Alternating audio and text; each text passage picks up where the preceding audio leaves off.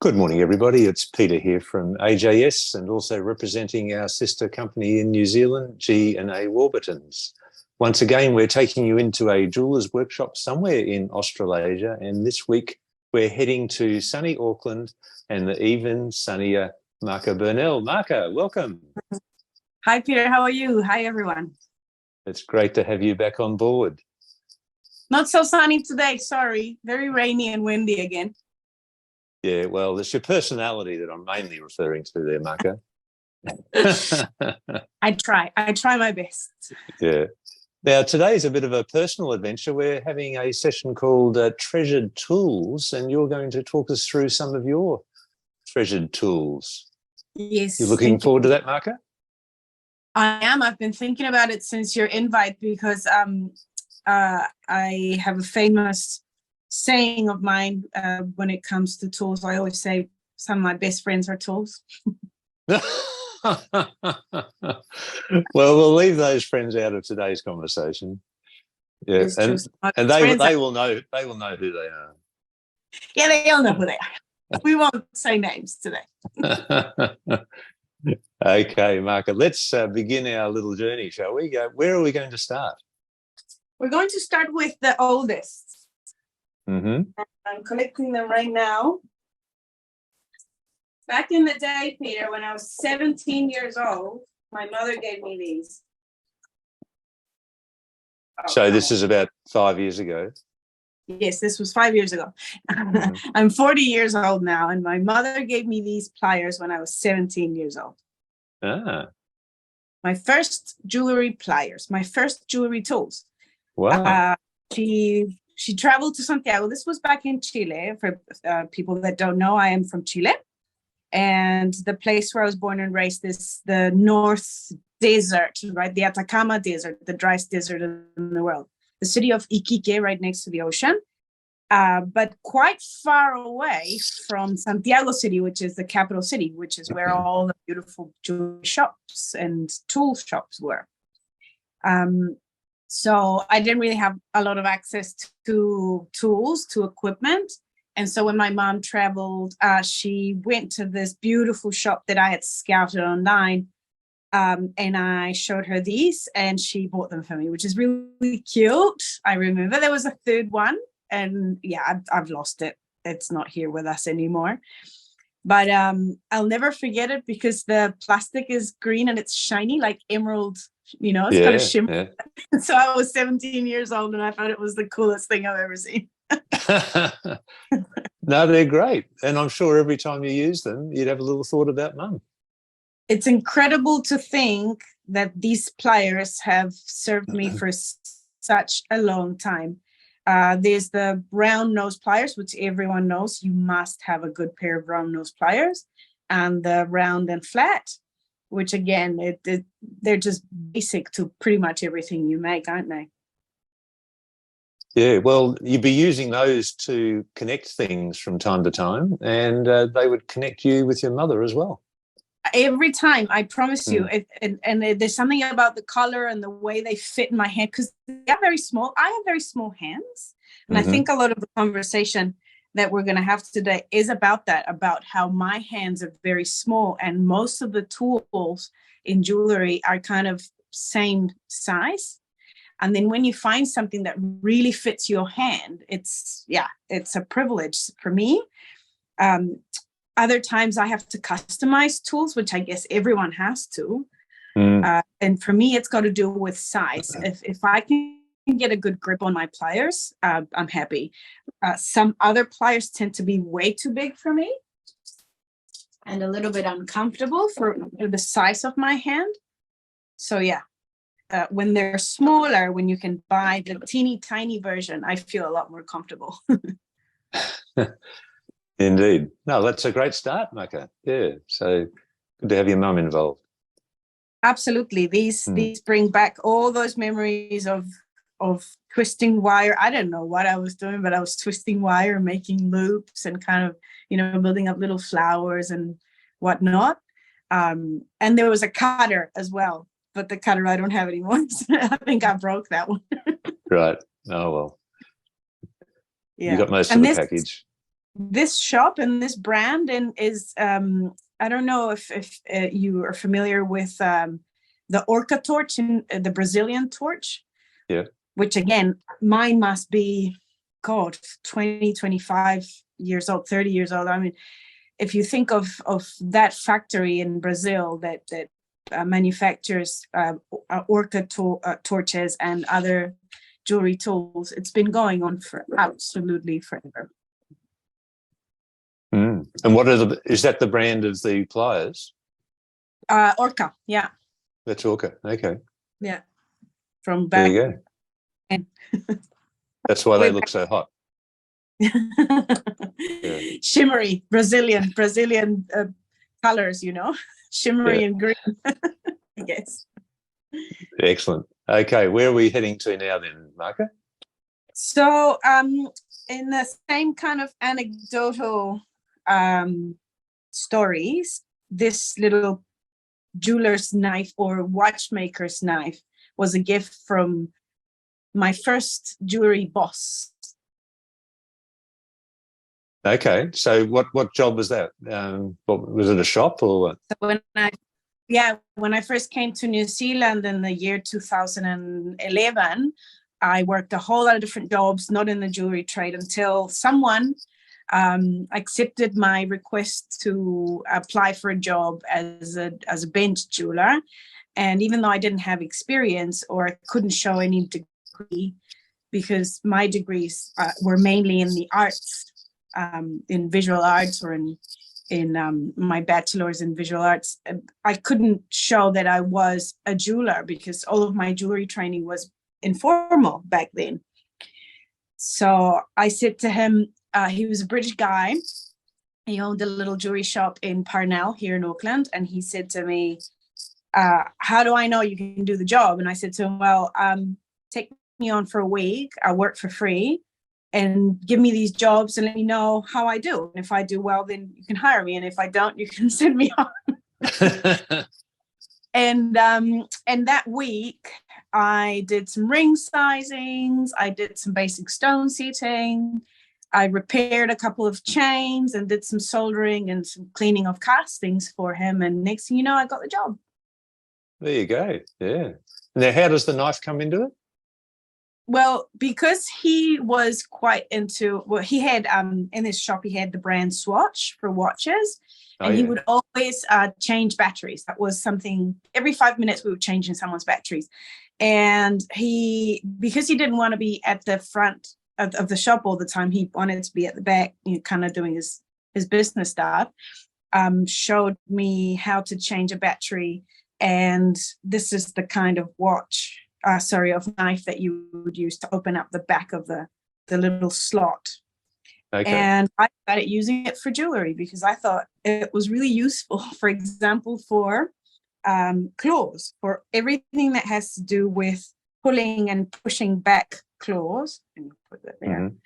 This knife is blunt and quite rounded. It's not sharp at all. And it really gets very well in between the stone and the claw. And you can push back and open up settings to take the stone away in order to resize the ring or, you know, give it a work on it, maybe retip the claws or whatever you need to do to the ring. Because back then I was doing lots of repairs. So, yeah. So the branding on the watch, is that his shop or what? Or is that just the brand of the... Renata Batteries is a brand of watch battery. Okay.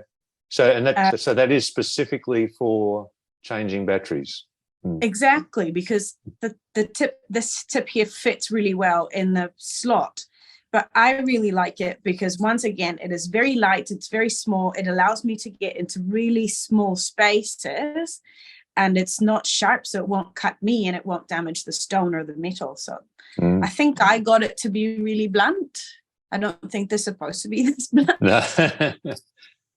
So tell me, Maca, when you made that offer to your prospective boss about saying, well, hire me let me work for free for a week, and if I prove myself, you can employ me. So how old were you then? Would have been basically 10 years ago, and I would have been 30. Yeah. I mean, a very bold, brave move on your behalf. Obviously, nothing to lose, and he had nothing to lose, and he was obviously impressed with your bravado. So, well done. It's very true what you say. I don't think that the jewelry trade 10 years ago was used to young females coming in and saying, "Hey, I can do this." Because there's a lot of hobby jewelers around, and all due respect, because this is a fantastic hobby, and most of the people that I relate to take this as a hobby. But for me at that age, I really wanted a job. I wanted it to be my full-time job, and I knew that I could bring value. I just didn't know how to prove it. Yeah, well, you obviously did. So how long did you work there? Longer than a week? Yes, about 4 years until the shop closed. Yeah. Oh, there you go. Yeah. Yes. Well done. Great story. Okay, where are we heading now then, Maca? Oh, just before you move on, g'day to Pete who's watching. Also, we have Prince Wenceslas of Liechtenstein with us today. Okay. Yeah, so esteemed company. If you'd like to say good day, that'd be wonderful, and look forward to hearing more about Maca's journey and her treasured tools. So yes, and if you have any other questions, by all means. Yeah, we'll relay them. Okay, Maca, tool number 3. Tool number 3. These tools, again, have a really cool history. These are my Basil Pushers. Okay. They are made of Teflon. And pretty much one of my most important teachers in my journey was Brian Adams, who I'm still friends with, bush jeweler here in Titirangi in Auckland. And I started going to his workshop. I had a job at a cattery. I used to, do all things cat.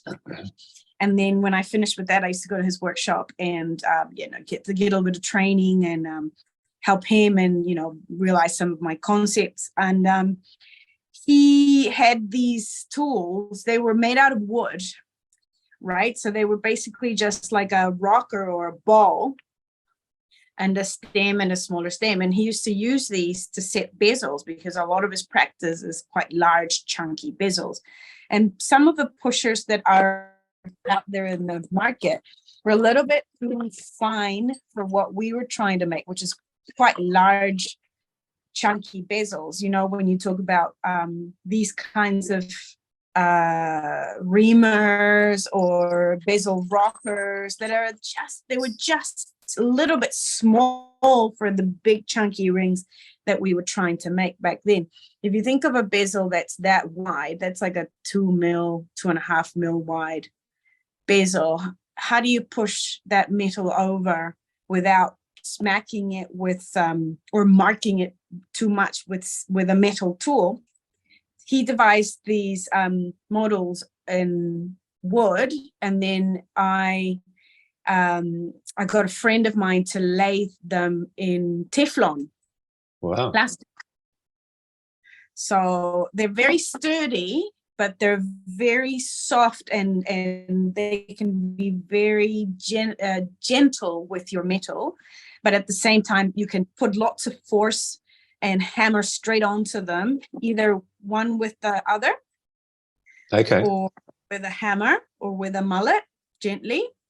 And if your metal is very well annealed, it moves. It does move quite a bit, but it doesn't get marked or damaged. So they are fabulous setting tools. I rate them. So they're bespoke. Exactly. Yeah. And that's something really cool. When you said, when you invited me to this chat, I thought I can show the tools that I've had made for myself, because when there isn't something available out there in the market that you like, just get them made. Mm. So how many people would be using Teflon bezel pushers?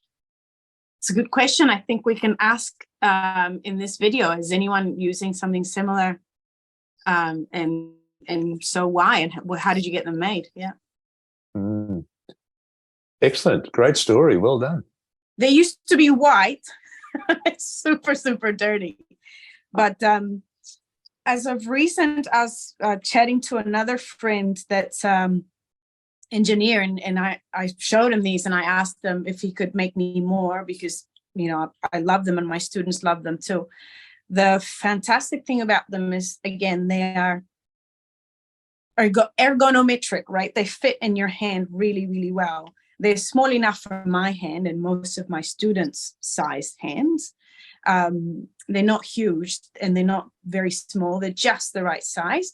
And you can put a lot of force into what you're working without breaking it, because it's soft. And what do your students say about them then, Maca? The problem that I'm having right now is that I teach how to set bezels with this and I take it away, and then people want to own them. Gee, you have to check their pockets on the way out. I have to check if I still have them, yeah, because they're a bit of a treasure, yeah. Well done. Excellent. Basil pushers or rockers, I guess. Bezel rockers, because you do rock the metal over. I think they should be called pushers, really, but I don't know. There's no doubt that you rock, Maca. So yeah. So yeah, those are a bit of a fave. Then again, in the same topic of getting tools either customized for you or making them custom for you, I have had these made, which are my rings, or just because what was out there in the market I didn't quite like. Something about the way I was taught to sandcast back in the day. Woo! The entry was sideways instead of through in here. Okay. Because a lot of what's out there in the market right now does not have a side entry, right? It doesn't have a hole. Yep. So for the purpose of making it easier or simpler or having more success in my sand casting, I figured that the side entry was better. So I got these pipes carved, and again, this friend of mine who's a fantastic machinist was helping me get this fitting right and everything, and I think he did an excellent job. So this little contraption here is a living proof that it's better to have friends than money. Well, indeed, yes. That's for sure. Yeah. So another bespoke tool. Quite small, but you think very small. If you think of a ring, it fits really well in the center. You can always just place it a little bit higher, closer to the hole. But if you do it on the side, you're going to have to do your ring like in that direction, like that, and create a funnel in the sand, up like loose from in the sand, just anywhere. And I find it harder. Well, if it's this way and your metal gets poured from in there, you can always place your ring right there. And the little funnel is exactly the shape of that. So it just makes it a little bit easier. There you go. There's always more than one way to skin a cat, that's for sure. Yes, I hate that saying. Because you like cats. Yeah, because I love cats. I know. I think it's a very cruel saying, but that's my point. Some people would take the high road and others would take the low road, and they'd still get to the same spot. There you go. Yes. all roads lead to Rome. Yeah, I'll try and avoid that cat one in the future. Yeah. Please. Okay. Now, what do we got next then, Maca? One of my latest purchases. So this would be called what is it called? I have no idea. Is it a setting tool? It is. It's a setting ball. I think it's right. And I was reading about it not long ago. This little contraption is available with you guys at your shop. I know I bought it from you guys, and I know when I bought it, I got the warning to say, hey, you know, it's a very small tool. There's 2 or 3 sizes up. I really like this little one. Once again, because of the size of my hand, I can manipulate this with so much more ease than the big one. Okay. Yeah. People tend to think in general that these small or mini tools, like the mini rolling mills, like the mini setting ball, and all sorts of mini tools, they tend to think they're a little bit of a, you know, a little bit of a toy, a little bit too hobby. There has been quite a big production of small tools, which are lighter. They are easier to manipulate for smaller people like myself. And also, they don't do a lot of strain on your joints, on your wrists, on your fingers. I find that very valuable because I already have had a couple of surgeries in my tendons and ligaments, and, you know, I have to be very careful when it comes to utilizing or that sort of small repetitive movements that we tend to do as jewelers. So it's a priority to have tools that are light, that fit really well in my hand, that don't make me overstretch, and that I can manipulate with ease. No, well done. Yeah. So have you got good use out of that since you've bought it? I have. It's quite wonderful. You can remove the top sort of vices and change them for others. It comes with a set of fantastic little bits and pieces that you can alternate. I'll show you this one that I, as of late, thought could be really good for these kinds of settings. And this with a heavier ball, I would be struggling, but it's so small that I can hold it in my hand with no problem. So now I've just located that setting, that basket sitting in there with ease, no problem. It is very soft on the metal, very gentle. So you place your stone in there, right? Place your stone, and then I could do the pushing of the prongs or the claws quite gently with my little rocker. One hand holds the setting ball and the other one sets the rocker, holds the rocker. You put that in place. And the wonderful thing is this gyration, it's so fantastic. It really is. When you're thinking that your hand needs access to the stone or to the setting pretty much everywhere, you need every angle, you can just turn it and get access to every single part of your setting without you having to physically turn around in your workshop. No, good point. So you've got infinitesimal angles you can work from. I really like it. It's very, very nice and light and very small. Excellent. Have you got anything else there for us, Maca? Let's see. I showed you the sand casting. Well, what about this one?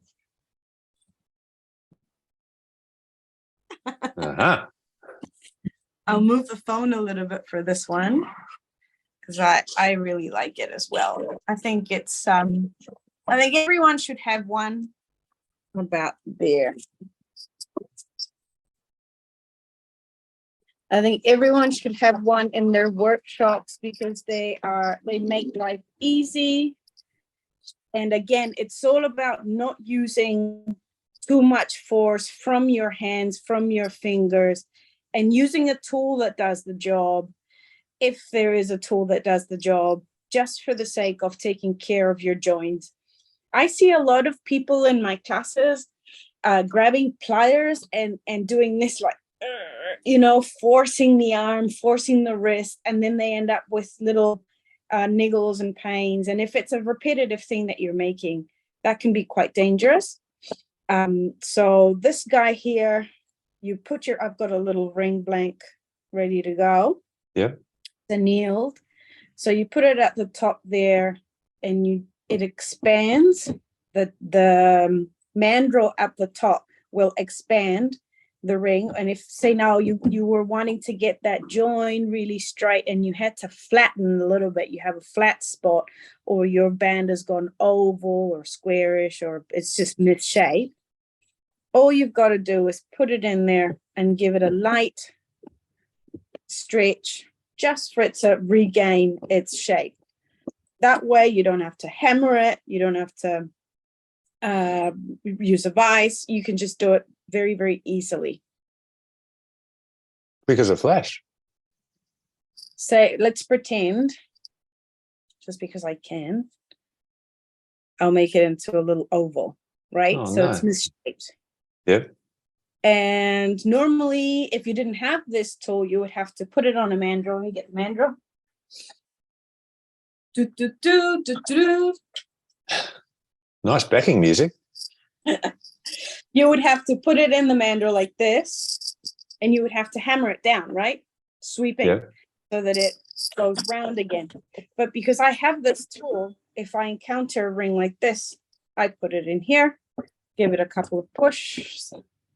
If you do one side, you must do the other, because if not, your ring will be tapered. And there you go, it's round again. So very like easy and very little damage to what you are making, so you can work faster and more efficiently. So what do we call that tool in? Ring stretcher. Ring stretcher. Looks like a Durston product, is it? It is a Durston product, and I did buy it from Warburton's. It has two more functions, if you can see. It has this here on the side. Yeah. There. The bender with a little sloped mold that you just put in here, and this is going to help you round your metal.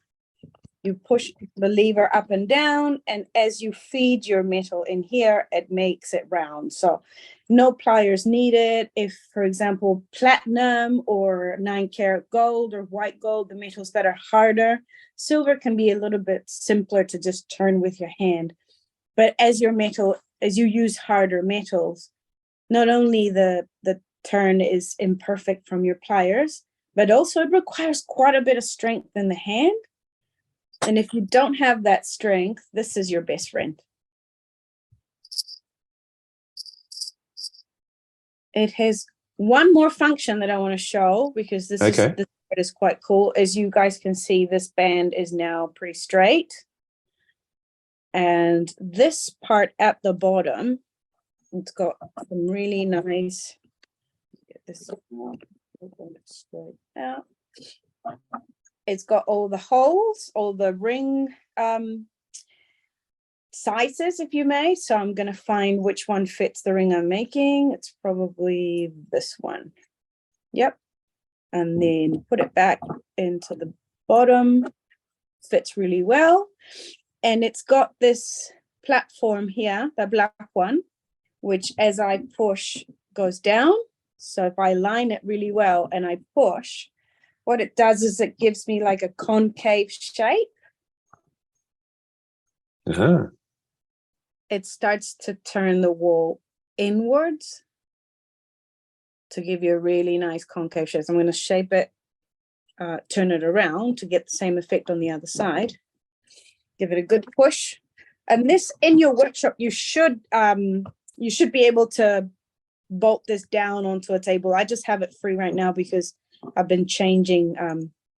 I constantly change the position, the placement for it. But you could have this down, say now, on the edge of your bench or something, ready to go. And what it's done is it's given us a little bit of a half round on the outside. I don't know if that's visible. Yeah, no, we can see that. That's a great result very quickly, isn't it? Very quickly. Again, with very little force and very effective. So you're working more effectively with less effort.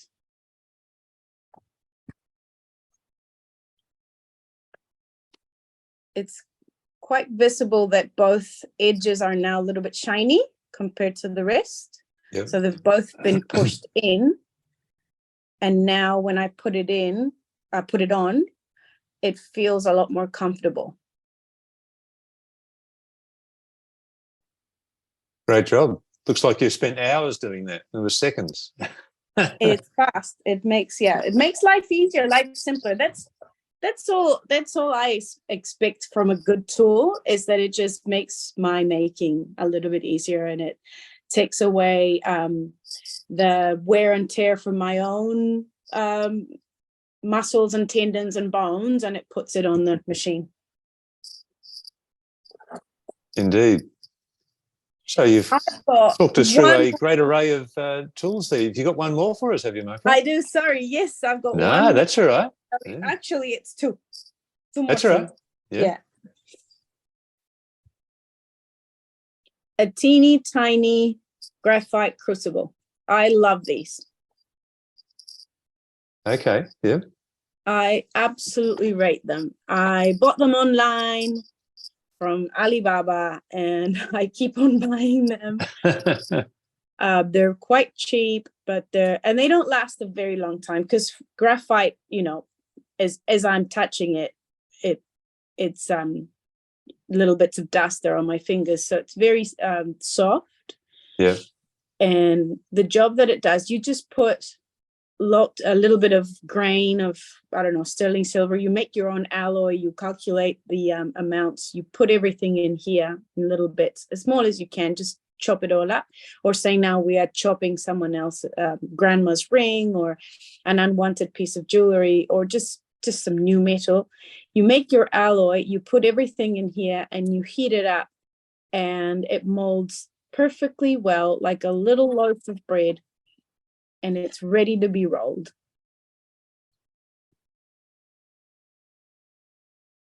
There you go. So again, making it easier, making it faster, more effective, and you would have to have a little bit of a strong torch. Not quite the Orca.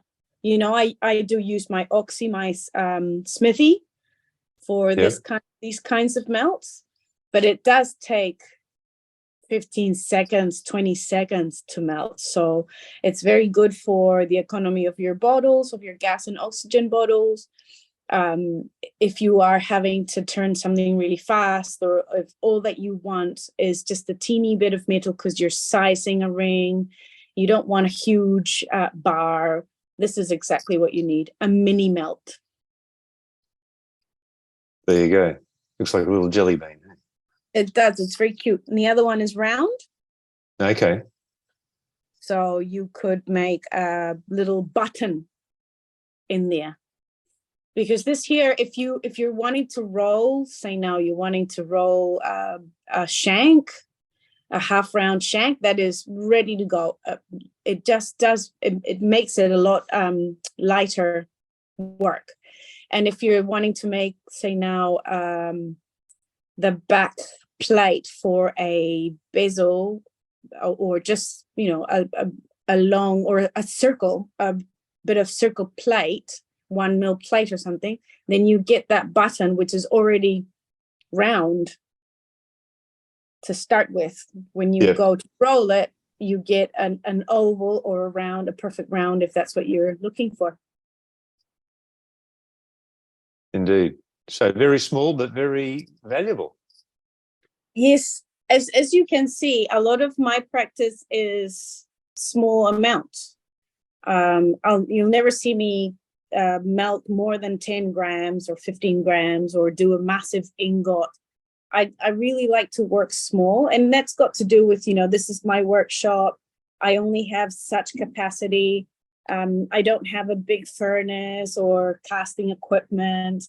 So this is how I make it work for myself, with very small but effective tools that make my life easier. Well done. Maca, that was a great little ride through your workshop there. Have you got something else for us? I can show you one more. An encore. Here we go. Yep, why not? Are you familiar with this? Not personally, no. So that is the Bezel Setting 18 punches set. Yeah. What's the story behind them? It's quite new to me. It's one of those tools that I never thought I would need, because, you know, when it comes to setting small stones, I think it was Lucy, this chick that does these awesome videos. She claims that you can set pretty much anything with a toothbrush, and I think she's right. You don't need fancy tools to do good settings. That is true. A lot of good setters can set pretty much with anything, with a little, they have all these Bezel Pushers that they make themselves. And I've learned from that a lot. That's kind of DIY culture. This is New Zealand. They love their DIY culture. But this guy here, I absolutely rate, because, for example, you pick, and you've got from 0.75 mil to 7.75 mil different, we're going to call them, what are they, like, well, I don't know what to call them, like tips. Yep. And you open your tool, you slot it in, you close it tight, and you've got yourself a little pusher that, for example, fits, where's my ring? Yeah. That little bezel I worked on earlier has got a onyx cabochon. And when that's ready to set and it's annealed and really soft, all you've got to do is go round and round the stone like this, because it fits perfectly well. So again, makes your life easier. You don't need to push too hard, so it's very good for your wrist and for your fingers. Yeah. If your metal, if your bezel is quite thick, it works. It does a really good job. So I never suggest to make bezel strips too thin, because I think it's just a waste of your time. You've got to work with at least 1 millimeter of metal. Otherwise, your bezel won't last. Your stone will end up falling off. You don't want to make it too shallow, too short, but you don't want to make it, and you don't want to make it too thin. So a tool like this is very, very good to get that wool even around your stone.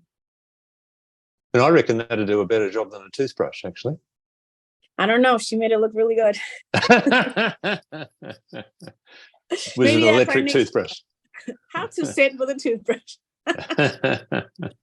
And this is for everything manual. You know, we're not using a motor. We're not using hydraulic handpiece, but I do have it, and it's lovely. This tool here, the Fordham handpiece.